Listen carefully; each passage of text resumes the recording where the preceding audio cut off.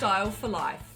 I'm Stephanie Rumble, fashion stylist, accountability coach, and your guide to feeling good in your body and your clothes.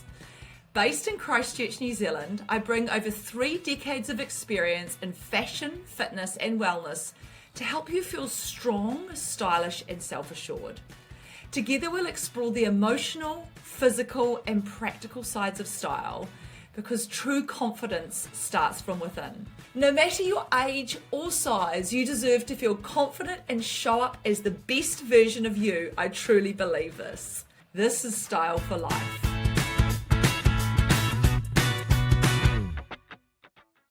Kia ora everybody, and welcome back to the podcast today. As you can see, I've got a really exciting in-studio guest with me today. So this is Abby. So I'm here with Abby Button, and I'm going to interview her today. Before I start and introduce her, I just want to thank you all for listening to the podcast last week. You have given lots of feedback. It's been really interesting to hear what you have to say, and I am so grateful to all of you for listening. So without any further ado, this is Abby Button. Hello. Hi, thank you so much for coming in to the studio with me today. Thanks for having me. Oh, it's so good to have you here. We've known each other for a while, haven't we? A very long time. Yeah. So tell us who you are, Abby, and where you've come from, and then we can maybe talk a bit about how we met all those years ago. Crazy. So like Steph said, I'm Abby Button. I'm a personal stylist in Christchurch as well. I have built my whole business off the foundation of wanting to help women feel really good about themselves. And so, yeah, I've been a stylist for my whole career.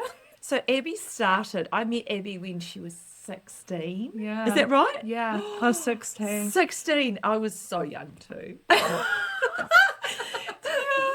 goodness, that was so many years ago, wasn't it, Abby? Yeah. It was so many years ago. Yeah. And so tell us, so we met, because you tell us how we met and how it happened. So I always wanted to get into styling, and Yes. because I had somebody help me when I was a lot younger, and so I knew I wanted to work in fashion. I was kind of terrible at everything else, so I knew it was going to be my part. And then I was working in retail, and at the time I was working in a retail shop in Westfield Mall, and they, I saw on my lunch break one day like a big advert for Westfield's Young Stylists. Yes. And I was like, oh my goodness, I want to do that. And so that's what I did. I You did entered that competition. Yeah.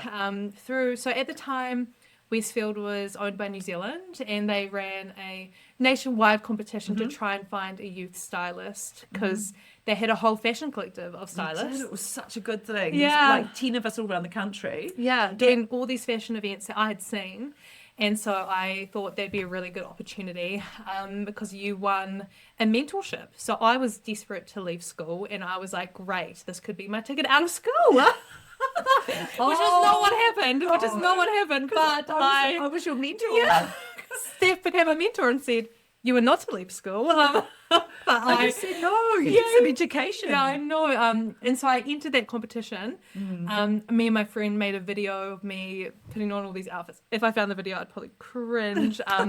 But I entered that competition, and it was about 4 months of... That's a lot, wasn't it? Yeah, travelling around the different Westfield centres in New Zealand and doing fashion shows and getting votes. And like, it was all consuming, but I won it. And then You did. And that's how So I got a foot in the door. I do feel like to still work hard. It wasn't just handed to me, but yes. She won it. She did win it. She did a great job. yeah, Like thanks. just from the perspective, so it was a whole collective of us stylists, and that was quite, were put through your paces, right? Yeah. So Abby was 16. She had to style model. She got like given an hour to choose outfits. Yeah, and we were in Auckland. Oh my gosh, we'd leave at 5. We'd fly the red-eye flight to Auckland, get to the mall. You'd have an hour. You'd get given these models. We had to go around all the stores and dress them, and then we'd have a fashion show in the middle of the mall. So you had to do like public speaking, and like it was so overwhelming. But that was the last phase of it. Before that, you had to get into that phase. Yes, there was lots of stages. There were lots of stages to it. So yeah, it was. I couldn't believe I actually won it. I was hoping. I was so stoked. She was like another stylist in Christchurch. But yeah, I won that, and then from that, I worked for Westfield, like interning for Yes. a year at all the fashion events. Yes. I was which just I kind ran. of Yeah. So I was just working alongside Steph for Yeah. that year. Steph, like we just mentioned, said that I couldn't leave school. I thought I would be leaving and working, doing that full time.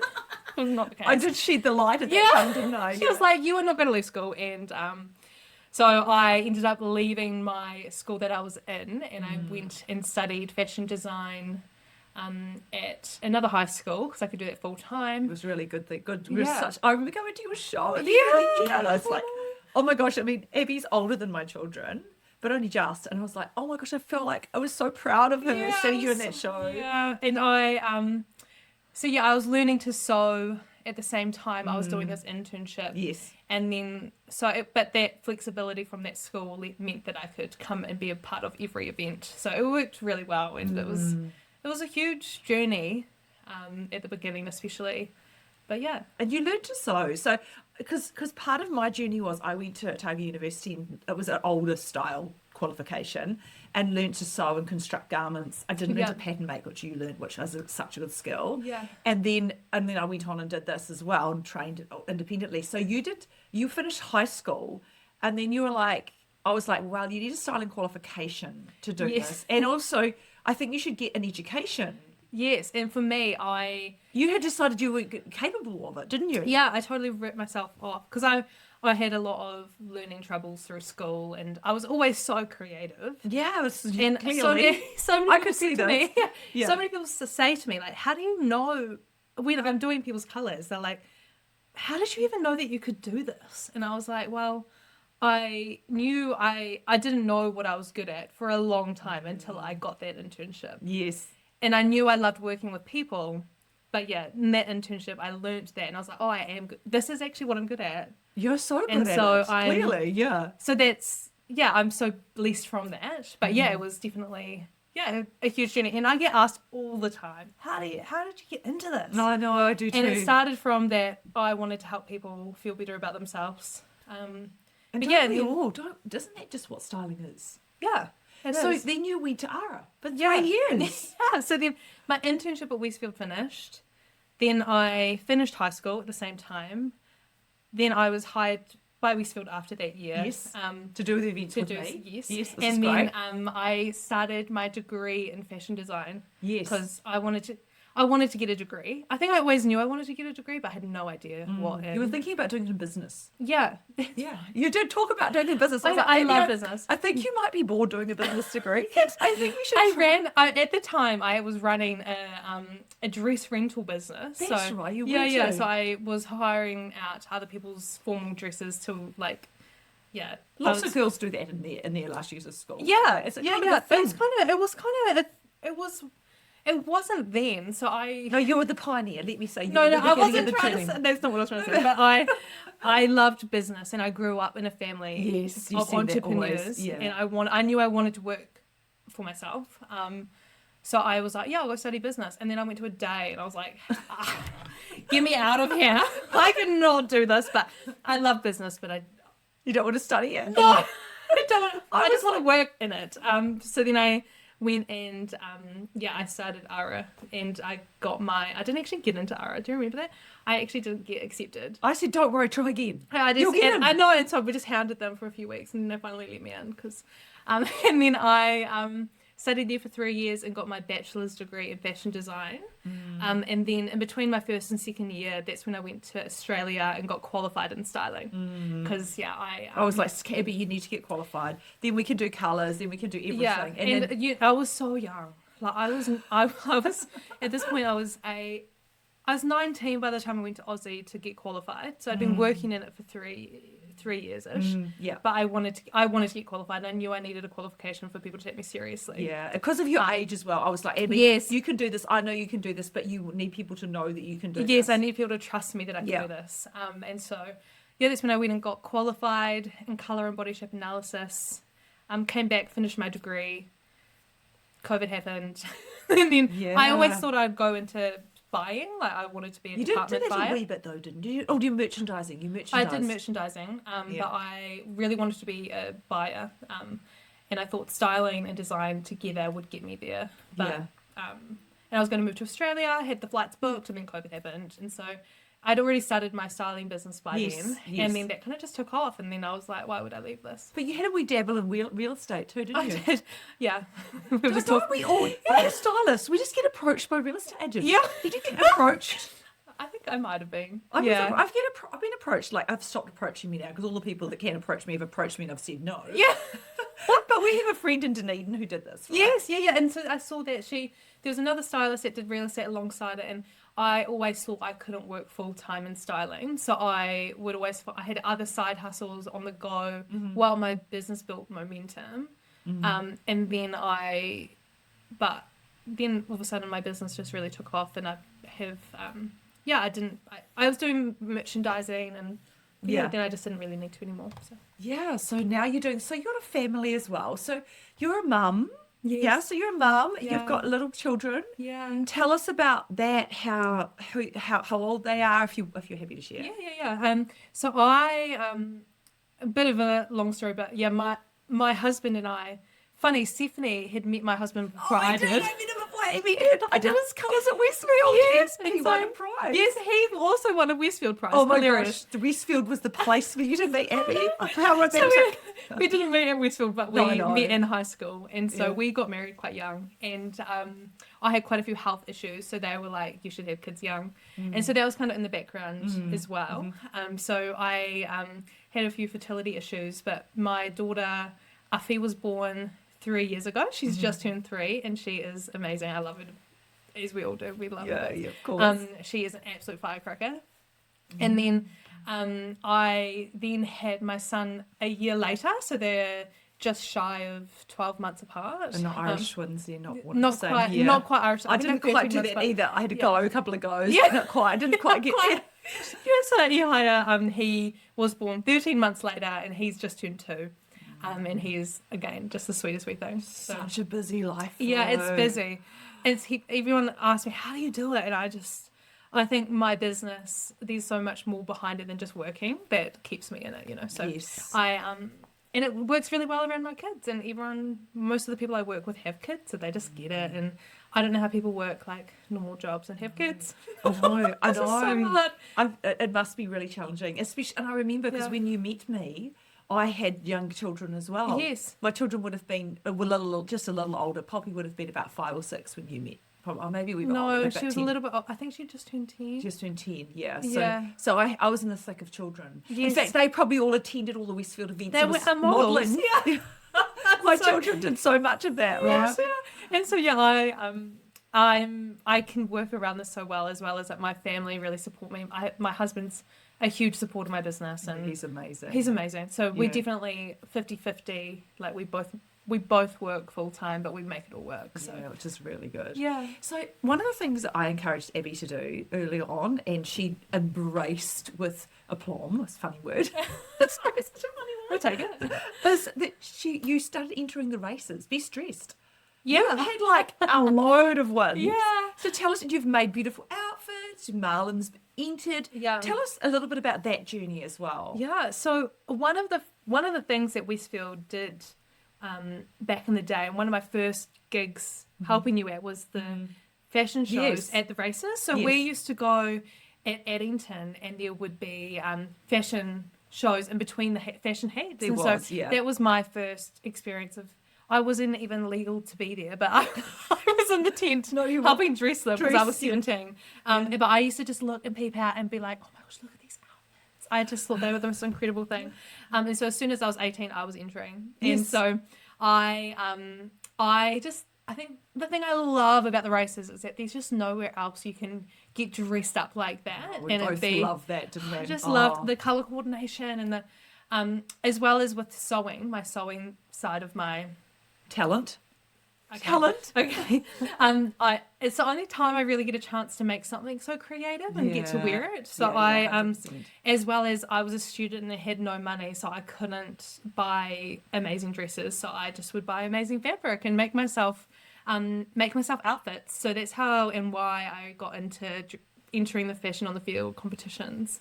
But 10 years ago. Wow. And Yeah. you've won in a few places? Yeah, I've got quite a few awards, and I won. I think I won Supreme at Wellington Cup. Wow. And then I also have won at Derby Day and Derby, I never know, in Auckland. And yeah, I've won various awards. Marlon, I used to style Marlon. Yes, your husband. I'd always make my husband, and I'd always make him enter because it's so much easier to win when you're a man. Yeah. Well, it's just people don't even think about it. I know. And so we used to win trips to Australia because he would win like all the big prizes before COVID. Yes. But yeah, I've entered, and I haven't done it in a few years, but I love the creativity behind the outfits, and it's kind of like it's a real, you've got to spend a lot of time creating the outfit. You do. And getting the whole thing coordinated. But yeah. Abby just, like, literally, I did a little bit of this early on, and I was being involved in the races for years, but Abby embraced it. And actually entered loads of competitions. I was a crazy lady. And I went and I studied millinery as well because I couldn't afford to buy hats. So I was like, well, I have to learn to make them. And so I learned how to make hats, and I just loved that side of it. Well, so and just watch this space, because you might see Abby and I at the races this year. I hope so. Yeah. We're just in negotiation at the moment. So we will definitely be there in one way or another. And I'll let you know on the podcast. Watch the space. If you're going to be there and want us there, you just let us know. Yeah. Yeah, so anyway, we're actually also going to be doing an event together. Yeah. It's just this week. So I'm going to launch this podcast this week, Abby. Great. And we're doing, great, she says. Great. It's good. So this, we're doing an event together this is the first time in how long? 5 years, maybe? Done an event together, because we had all this Westfield stuff that went on, right? We worked together at Westfield for years, and then Westfield stopped using stylists. And then we kind of had COVID, and we've done our own things. You've had a couple of children. Kids, yeah. So yeah, mine have left home. I've had menopause. So I think it was, at the moment my life is like before kids, after kids. This was before kids. BC and AC. Yeah. If you want to think of it like that, your religious terms, BC and AC. I do. So yeah, this was before kids. And Yeah. So now Abby's got children, might have left home, and we're doing an event this weekend, and we're looking at styling 4 different people. Yeah. Because we're not doing all women. No. And we're going to be showing capsule wardrobes, colours at the crossing. So if you listen to this podcast historically, you have to look up the next event. But if you're looking at listening to this podcast now in real time, then you'll be able to come along on Saturday. We'd love to have you there. So let's keep talking a little bit about styling, because we're both stylists, we're both working. We actually have studios down the road from each other. Yeah. We talk about colours all the time. It's so good having someone to talk to.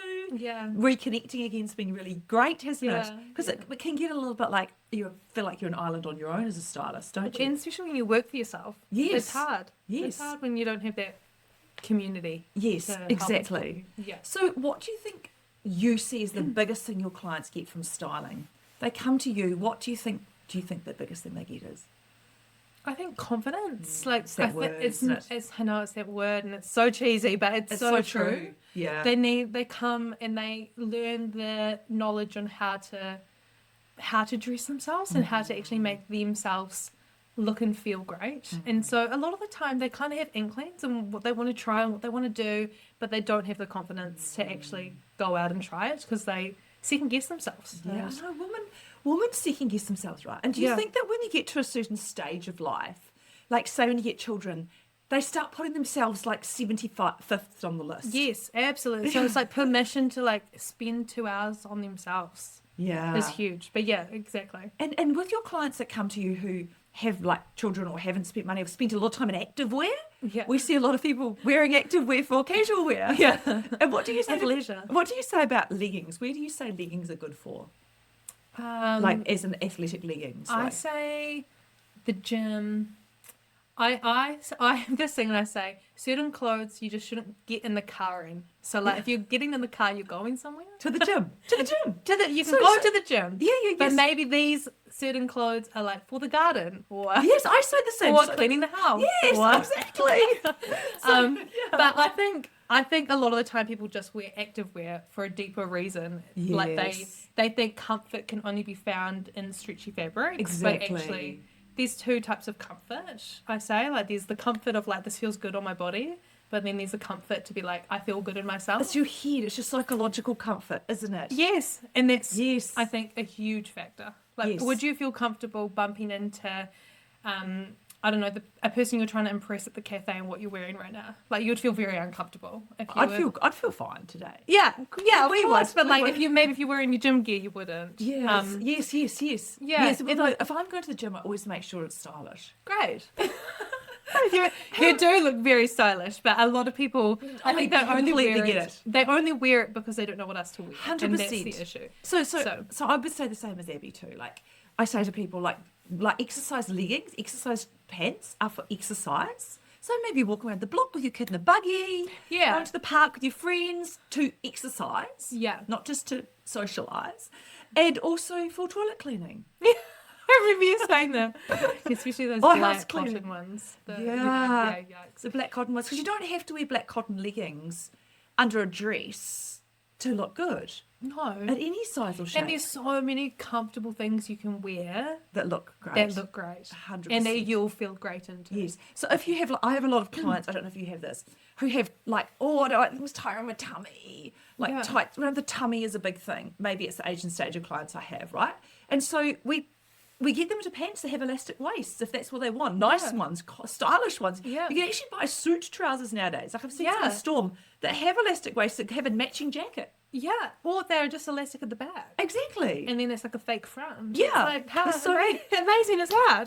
Yeah, and I think now, especially since there's been so many different widths of pants available, Yes. there's so many different types of pants available now that aren't just jeans. Yes. So, yeah, Yeah.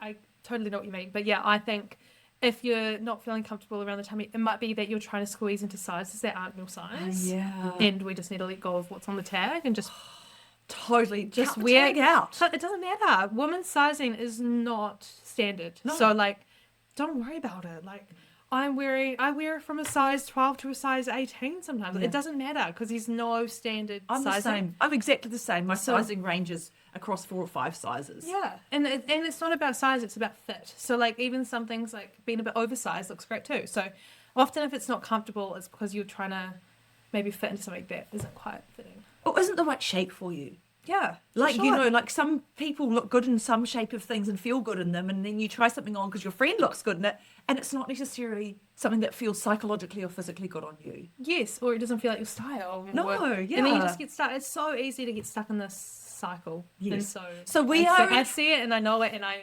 not judging you for it. It's just We're here to help encourage you to wear something that you feel great in, and we can help you do that, right? Yeah. There you go. Totally. And if you come on Saturday, we'll help you Well, it's there. all about it. So, what motivates you to keep doing this work, Abby, and keep showing up with a young family, with all the challenges that you Yeah. have? You know, what motivates you to keep doing this? I think what motivates me the most is that the work that I do really helps people, and we're in the helping people business, We you know, are. and I really love that. I love, on the other side of it, like I love running a business and working for myself. It works really well around my family. But yeah, what keeps me going is that I feed off other people's energy. So like, if I feel like I've done a really good job and they're really happy, Yeah. like it just makes me so happy. So just that helping people feel stuck and them finding that relief and like, oh, I actually do look great in things. That And keeps me going. And I totally relate to that, you know, Yeah. and I think you're right. It's having people feel good.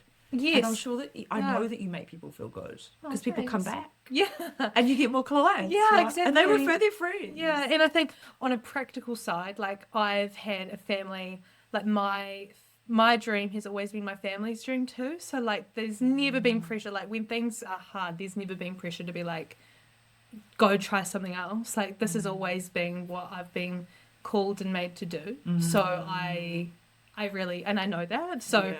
I've just like, when goings get hard, you hustle, but I think you do have to have that deep passion for it to To hustle. stay. It's Yeah. you're so 'Cause right. yeah. it is hard. It can be really hard sometimes. And but- we go through periods where we're really busy. Yeah. Like right now we've got an event coming up this weekend. My bookings are steady at the moment. I've been busier, right? So like it comes into springtime, which is like October time, and it gets crazy. Yeah. Like I know that when I come back from holiday, I'm going to holiday in a few weeks. It's just like my calendar's like quite jammed up, and it's going to get busy up till Christmas. Do you find that? Mm-hmm. So like October, November, December is just like a really crazy time, right? Yeah, and then January, everyone's with their family. Oh no, So- I want to see a stylist in January. No. They must be all their money. And it's fine because we want to have a holiday too. Yeah, we So do. It's all We good. do. In February, they crawl back. Yeah. And then in so- March, it starts to lift again. So we have to Yes. be able to manage that, right? Yes, and that's hard. That's a challenge. I yeah. think that, but it's getting better. I think the things that I find really hard in running the business, and especially styling business, is the social media side of it. Yeah, I Like, know we both it do. doesn't come naturally to me. I just want to Oh. work with people, and I know Same. I know social media is so important with business, but man, I just the last thing I want to do at the end of the day is edit a reel. Same. Like, and I don't like often. I'm spending all of my time with my clients. Then I'm running to get my kids. And then I'm Yes. home with my. I want to be present with my kids. Not I really a real. Yeah, no. I really struggle to find the time for all of that other stuff that I know is really important. Yes. But that is like that's what keeps the hard. business going. Yeah. Yeah. And so actually working on the business rather than I love working in the business, but on the business is a little bit And that's the hard hard. I'm I think exactly that's the same. hard thing. Yeah. But that's when, you have people that, I think I really appreciate when people love content because I'm like, okay, someone's actually watching this because man, it felt hard to make. Yes. Which is so Well, it's true. never to put yourself out there in that way. Even though I seeing clients, it's so different, right? I Like know. I'm so happy to sit there and work with a client, but putting yourself out there on social media seems daunting sometimes. And it makes you very public. People Yeah. people who you don't know all about you. Yeah. And so I get that. And I have exactly the same challenges and feel exactly the same way. And I always think it's because I'm old, but actually you're young. And you have the same challenges. No, so I think it does not come to me naturally. I'd rather just be working with people. Yeah. But yeah, I think that's really the hardest thing in keeping going is that the ever changing social media side to business. Yes. Especially in styling when people want to Content. see it and it's a huge part of the business, but it's not a huge part of my business. And maybe that's that's probably something why. we could do together every week. That'd Maybe be we great. should do that, Yeah, Abby. Maybe watch sure. the space. Because if we'd feed off each other, we could just do like a let's do this. Oh, we should try that. Yeah, Anyway, guys. I was Let us know what you want to see. is what we- yeah. Comment, what would you like to see? Yeah. With different colourings. Got the same similar eye colour. Yeah. Different colourings, different sizes, different ages. We could do this for you, right? Yeah, for sure. What do you think about AI in styling? Oh, it's hard. I think it can be useful, but I think styling, it depends what you think of styling, right? Like styling is so much more than somebody just telling you what looks good on you. It's actually guiding you through like how you're feeling at the moment. 100%.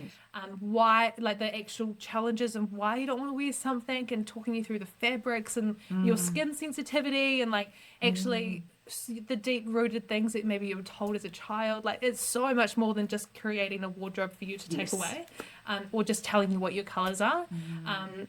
I think AI is good at being like, you could just wear this, and this, but it's, in my experience, like especially with color analysis, they might get one Out of right out 10. of 10. I- Most of the time it's wrong. Have you put yourself in? No, I actually- Oh, I have. And they always say I'm a summer. Oh, So they say I'm a summer. But then it starts asking you questions like, what colours do you like? yeah, no. When I And tell them- everyone that's shown me their AI palette, they're all the same colors, or they're all universal colors. They Yes. work on everybody. I know, so I think there's a place for it, and it's maybe a really good place to start, but it's definitely not.